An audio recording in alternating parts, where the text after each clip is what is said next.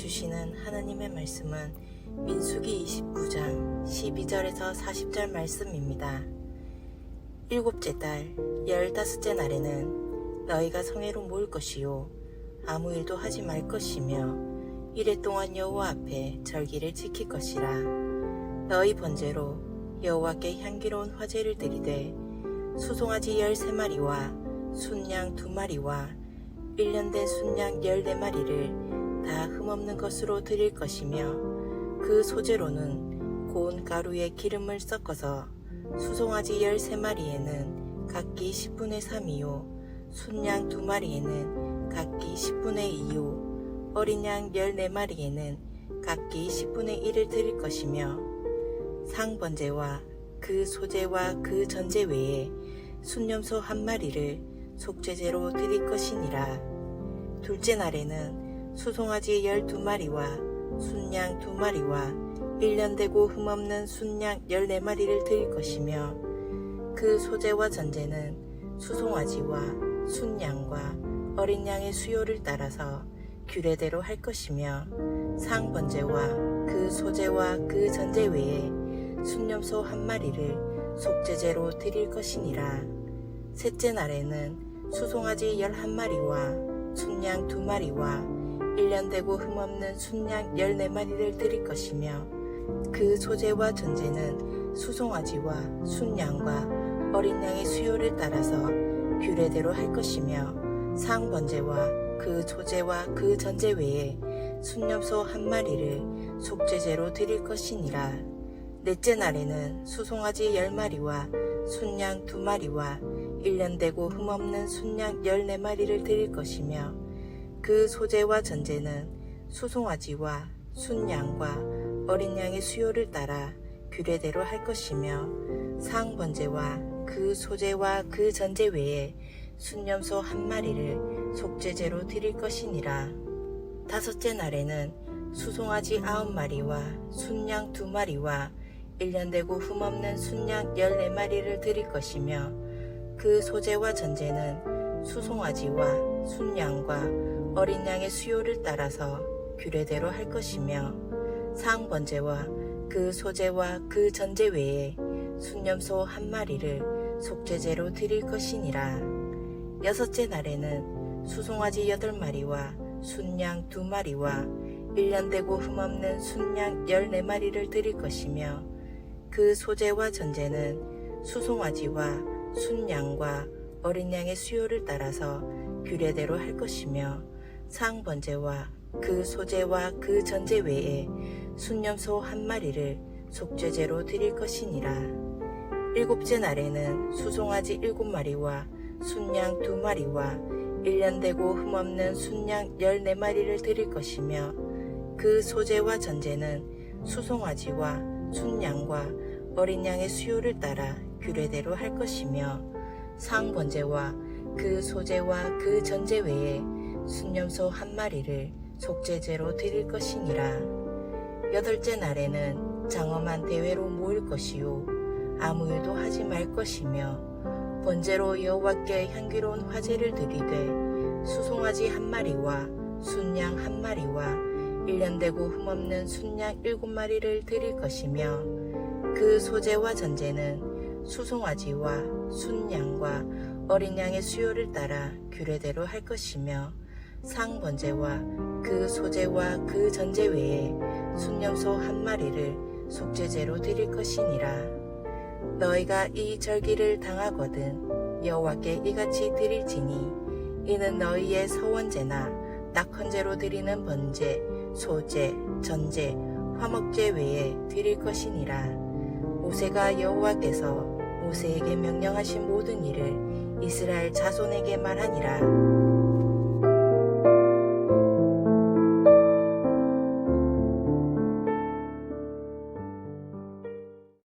이스라엘에는 3대 절기가 있습니다. 첫째가 유월절이고 둘째가 유월절에서 50일이 지난 오순절입니다. 그리고 세 번째가 초막절입니다. 오늘은 초막절에 대해서 살펴보겠습니다. 초막절은 이스라엘 달력으로 7월, 히브리어로 티슈리얼 15일에 시작해서 8일 동안 이어졌습니다. 오늘 본문의 첫 절인 민수기 29장 12절입니다. 일곱째 달 15째 날에는 너희가 성회로 모일 것이요 아무 일도 하지 말 것이며 이래 동안 여호와 앞에 절기를 지킬 것이라.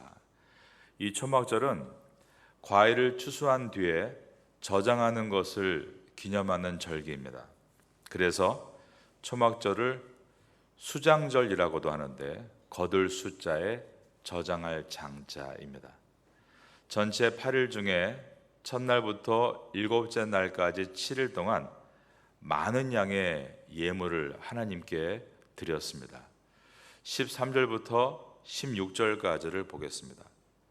너희 번제로 여호와께 향기로운 화제를 드리되 수송아지 13마리와 숫양 2마리와 1년 된 숫양 14마리를 다 흠없는 것으로 드릴 것이며 그 소재로는 고운 가루에 기름을 섞어 수송아지 13마리에는 각기 10분의 3이요 숫양 2마리에는 각기 10분의 2요 어린 양 14마리에는 각기 10분의 1을 드릴 것이며 상번제와 그 소제와 그 전제 외에 숫염소 1마리를 속죄제로 드릴 것이니라.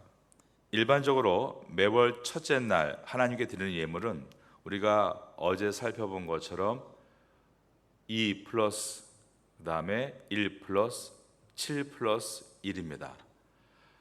소 2마리와 숫양 1마리 그리고 어린 양 7마리와 마지막 속죄제를 위한 염소 1마리입니다.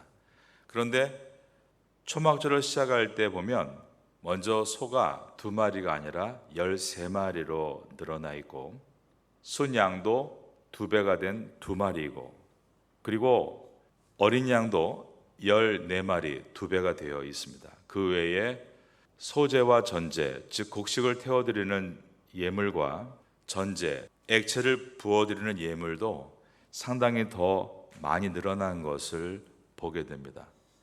그런데 이것이 바로 첫날 바치는 예물이라는 것입니다. 이날이 초막절입니다. 그 다음날 둘째 날은 소가 12마리로 준비됩니다. 17절입니다. 둘째 날에는 수송아지 12마리와 숫양 2마리와 1년 되고 흠없는 숫양 14마리를 드릴 것이며 다른 것은 그대로인데 송아지의 숫자가 하나씩 줄어들어갑니다. 그 다음날 셋째 날은 11마리를 준비하라고 하신 것입니다. 20절입니다. 셋째 날에는 수송아지 11마리와 숫양 2마리와 1년 되고 흠없는 숫양 14마리를 드릴 것이며 그리고 그 다음 날인 넷째 날은 한 마리가 더 줄어 10마리를 준비하라고 하셨습니다. 23절입니다. 넷째 날에는 수송아지 10마리와 숫양 2마리와 1년 되고 흠없는 숫양 14마리를 드릴 것이며 그리고 그 다음 날인 다섯째 날은 한 마리가 더 줄어 9마리를 준비하라고 하셨습니다. 26절입니다. 다섯째 날에는 수송아지 9마리와 숫양 2마리와 1년 되고 흠없는 숫양 14마리를 드릴 것이며 그리고 그 다음 날인 여섯째 날에는 8마리를 준비하라고 하십니다. 29절입니다. 여섯째 날에는 수송아지 8마리와 숫양 2마리와 1년 되고 흠없는 숫양 14마리를 드릴 것이며 그리고 그 다음 날인 일곱째 날에는 소가 한 마리가 더 줄어서 7마리를 준비하라고 하셨습니다. 32절입니다. 일곱째 날에는 수송아지 7마리와 숫양 2마리와 1년 되고 흠없는 숫양 14마리를 드릴 것이며 이렇게 첫째 날에 소를 13마리를 준비하고 하루가 지날 때마다 소를 한 마리씩 줄이다가 일곱째 날 7마리를 드리고 나서 그리고 여덟째 날에는 대회라고 칭하시면서 초막절 예배이자 축제 예배로 마무리를 하게 하셨습니다. 35절입니다. 여덟째 날에는 장엄한 대회로 모일 것이요 아무 일도 하지 말 것이며 초막절은 성대한 예배이면서 동시에 성대한 축제였습니다. 초막절을 저장한다는 뜻의 수장절이라고 말씀을 드렸는데요. 과일을 수확하고 그 수확한 과일들을 저장해 두는 것을 기뻐하는 날이었기 때문에 초막절 첫날에는 각 사람이 다양한 과일들의 나뭇가지, 종려나뭇가지를 흔들면서 즐거워하는 것으로 시작이 되었습니다. 이처럼 초막절은 기쁘고 감사하고 축제와 같은 예배였다는 것입니다. 사람들은 초막절 기간 동안 나무 다발을 들고 열을 지어 행진도 했습니다. 그리고 모든 백성들이 가지를 모아서 임시로 거주할 초막을 짓습니다. 그래서 초막절이라고 부르는 것입니다. 이스라엘 백성들이 출애굽을 하고 광야 생활을 처음 시작할 때 어떠했을까요? 방금 전 애굽에 살 때는 비록 노예였지만 그들은 흙벽돌로 쌓은 변변한 집을 가지고 있었습니다. 그런데 출애굽을 한 그 순간, 그날부터 그들은 아무런 거주 공간이 없는 상태에서 머물게 된 것입니다. 그들이 출애굽을 하고 첫 야영지였던 곳이 숫곳이란 곳인데, 이 숫곳이란 단어와 초막이라는 숫곳이 어원이 같습니다. 그곳에서 아직 집이 없는 상태에서 그들은 장막을 준비할 수가 없었기 때문에 지푸라기, 나뭇가지, 그리고 작은 나무들을 모아서 초막을 짓고 그 안에 누운 것입니다. 그러므로 이스라엘 백성들이 초막절에 초막을 짓는 것은 광야에 고달팠던 그 생활을 다시 회상하기 위해서입니다. 만약에 현재 부요한데 과거를 회상하는 것이라면 즐거운 추억일 수 있죠. 우리나라도 옛날에 얼마나 가난했습니까? 학교 다니면서 점심 도시락을 제대로 싸가지 못하는 사람들이 많았던 것입니다. 그러나 지금은 모두가 다 부유해져서 학생들이 도시락을 싸가지 않습니다. 왜냐하면 학교에서 급식으로 다 지급해 주기 때문입니다. 그런데 거기에다가 양철 도시락을 싸서 어느 행사 때 나누어 주면 사람들은 아주 즐거워하며 반가워합니다. 그 양철 도시락은 과거의 나의 추억을 되살리게 주기 때문입니다. 그러나 예전과 다르지 않게 지금도 똑같이 그 양철 도시락 하나를 얻지 못할 정도로 가난하다면 그 양철 도시락은 오늘도 고통을 상징하게 될 것입니다. 이스라엘 백성들은 가나안 땅에 들어가서 집을 짓고 농사를 짓고 그리고 풍성한 결실을 얻고 있었습니다. 먼저 맥주절을 통해서 보리와 밀의 수확을 감사하며 예배드릴 수 있었고, 이 초막절 기간에는 또 수장절을 지키면서 팔레스틴의 과일이 엄청나게 맛있거든요. 그 엄청나게 맛있는 과일들을 수확하고 감사를 드린 것입니다. 우리가 젖과 꿀이 흐르는 땅이다라고 할 때 꿀이라는 표현이 벌꿀이 아닌 것을 늘 기억해야 합니다. 젖과 꿀이 흐른다. 젖이라는 것은 목축업을 보여주고 있습니다. 엄청나게 많은 가축을 통해 우유를 얻는다는 뜻이고, 꿀이 흐른다는 말은 그 땅에 있는 과일들의 과즙이 얼마나 당도가 좋은지 꿀과 같다는 것입니다. 저도 이스라엘 성지순례를 갈 때 가장 기억에 남는 것이 과일들입니다. 요즘에 두바이 또 사우디아라비아에서 대추 열매 많이 공수하고 드시는 분들 봤는데요. 그것과는 비교도 안 될 만큼 정말 훌륭한 과일들이 팔레스틴 땅에서 자라나고 있습니다. 그렇게 아주 당도가 좋은 꿀이 흐르는 것 같은 과일을 추수할 때 그런 풍성함을 가지고 초막을 짓고 초막절에 예배를 드리는 것은 예전의 삶을 추억하는 것이고, 또 그때와 비교해 볼 때 오늘날 우리가 얼마나 잘 지내고 있는가, 이것이 어떤 은혜인가를 돌아보게 하는 시간이 되었던 것입니다. 초막절을 지키는 방법은 자기 집 앞에 작은 초막을 하나 짓는 것입니다. 그리고 그 안에서 7일 동안 머물면서 식사를 했습니다. 초막을 짓는 재료로는 나뭇가지와 나뭇잎을 사용했습니다. 그런데 지붕을 덮되 완전히 덮지 말라고 하셨습니다. 광야에서 하늘을 덮은 것은 지붕이 아니었죠. 하나님께서 펼쳐주신 구름이었습니다. 낮에는 뜨거운 더위를 하나님께서 구름을 통해 막아주시고 밤에는 추운 한기 속에 불구름에서 온기가 내려왔습니다. 이스라엘 12지파의 진영 가운데 있었던 성막에서 그 성막 안쪽에 있는 지성소 그 안에 언약궤 위에서부터 구름이 피어오릅니다. 그리고 그 구름이 사방으로 넓게 퍼집니다. 이스라엘 백성이 60만 명이 진을 치고 있었는데 여성과 노약자를 합치면 약 200만에서 300만 명이 그 광야에 진을 치고 있는 것은 엄청난 광경입니다. 그런데 광야는 더운 때 낮 최고 온도가 우리 태국과 비슷하게 50도까지 올라갑니다. 나무 한 그루가 없다면 그 열기를 어떻게 견뎌낼 수 있겠습니까?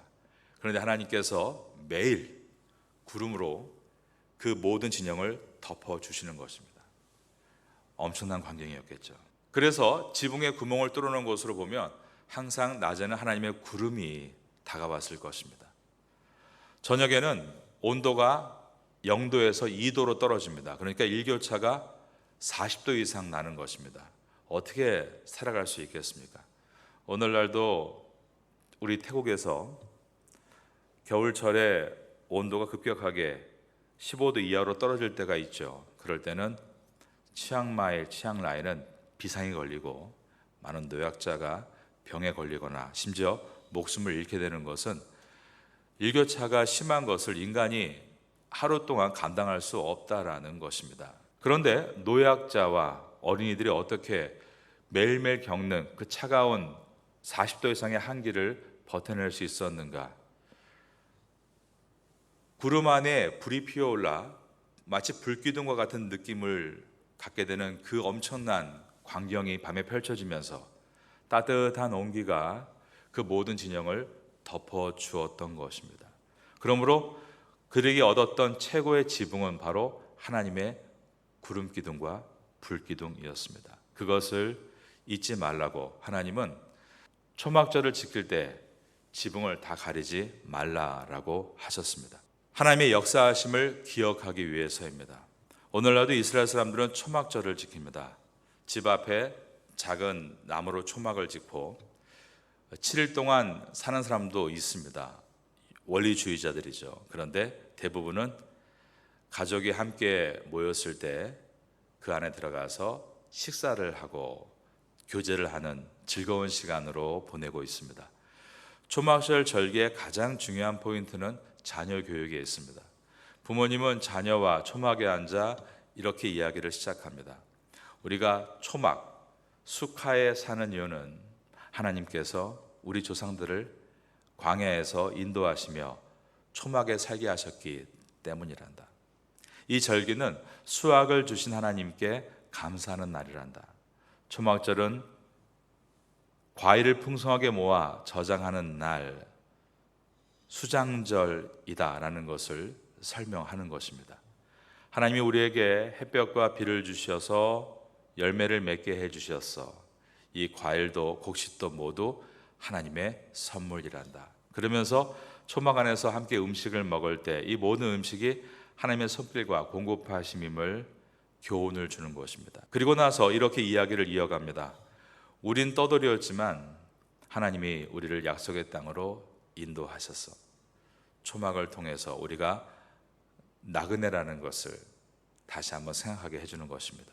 그리고 믿음의 조상들이 초막을 짓고 광야를 살았던 이야기를 생생하게 들려줍니다.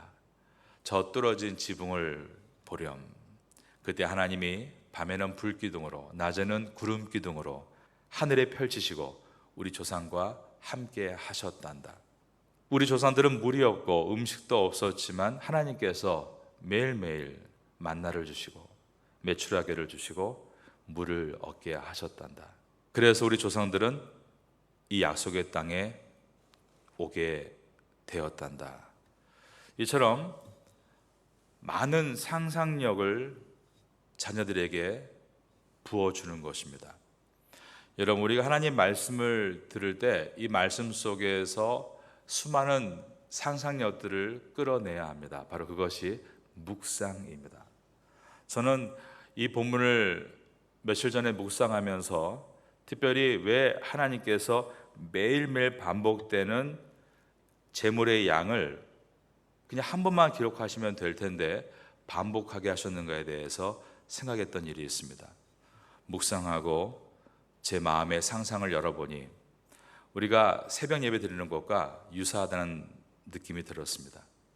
매일 드리니까 반복되는 똑같은 예배 같지만 오늘 본문에 보면 그 예배를 하나님이 하나하나 분명하게 기록하게 하시면서 약간 다른 것을 보여주시는 것처럼 우리의 매일 드리는 상번제, 즉 새벽 예배는 같은 것처럼 보이지만 같지 않다라는 것입니다. 우리의 일상이 다르듯 우리 일상 속에 드려지는 예배는 같을 수가 없습니다. 손의 지문의 모양이 각자가 다르듯 매일 드리는 예배도 다 다른 것입니다. 어제 드린 예배를 하나님께서 받으셨습니다.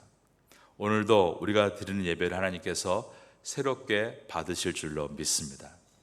예배를 드리는데 점점 어떤 예물의 양들이 하나씩 줄어가는 것을 하나님께서 의도적으로 기록하게 하신 것은 우리가 하나님 앞에 드리는 예배가 어떤 수학적인 공식인지는 모르겠지만 하나님 앞에 마치 초막절이 수장절, 과일이 쌓이듯 우리의 예배와 기도가 하나님 앞에 쌓여지고 있다는 것도 묵상해 보게 됩니다.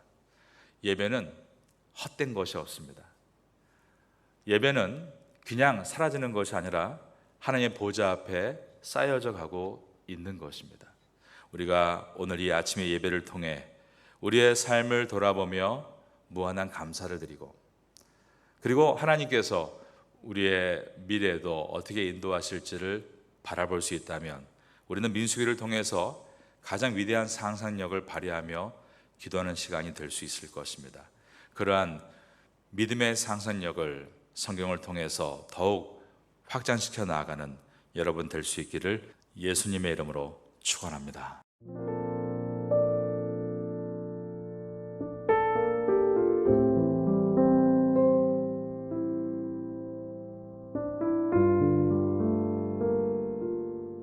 지금은 함께 마음을 열고 기도하는 시간입니다.